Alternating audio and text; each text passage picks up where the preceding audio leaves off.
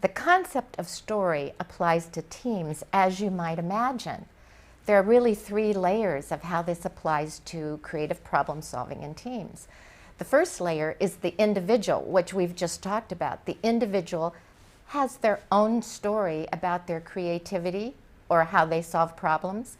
And if you have a story that you're not creative, you may be very quiet during a brainstorming session.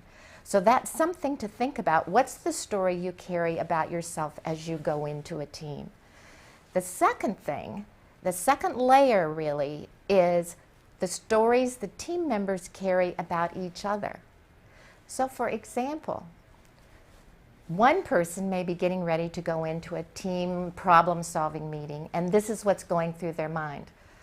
Well, I wonder what John's going to say today. He's always so far out there. He's got these crazy ideas, and he goes on and on.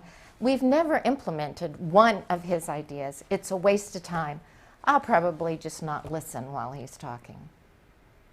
And yet another person going to the same meeting, talking about the same person in their mind, might be saying, I can hardly wait to see what John says today. He always has such creative ideas.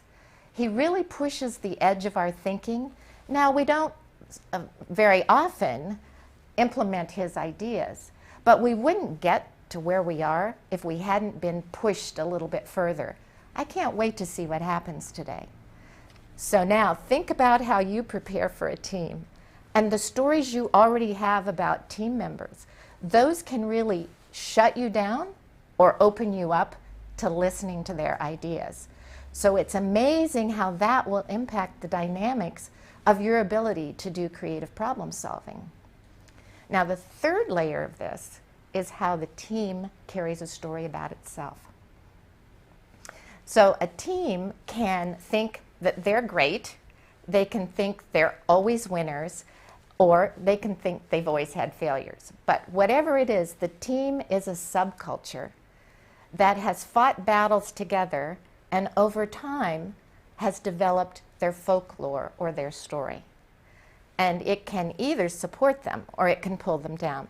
Let me give you an example of a wonderful team that I was on. I worked for a very high technology company, global company, and I was fortunate to be part of a small startup team inside that company. And our responsibility was to work with that company's top clients to help them understand how the internet could be used for their business model, either the internet or their intranets. So this was leading edge stuff back in 2000 when I was working on this.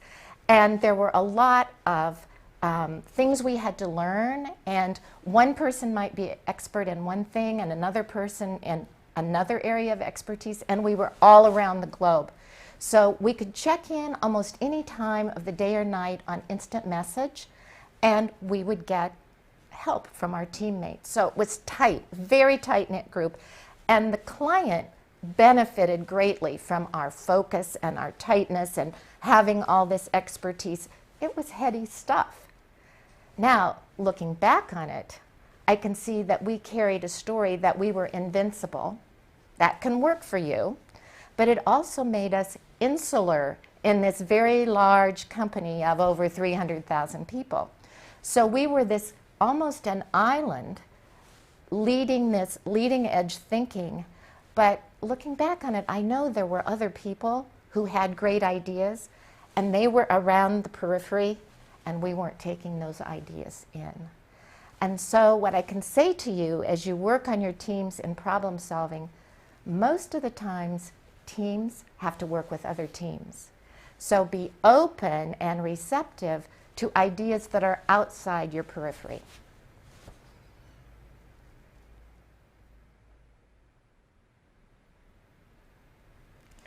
So what do teams do about this? How do they get past all of these stories to enhance their creativity? Well, the first thing is check your own story first. Look at what you think about yourself and your own creativity and your own abilities and challenge yourself.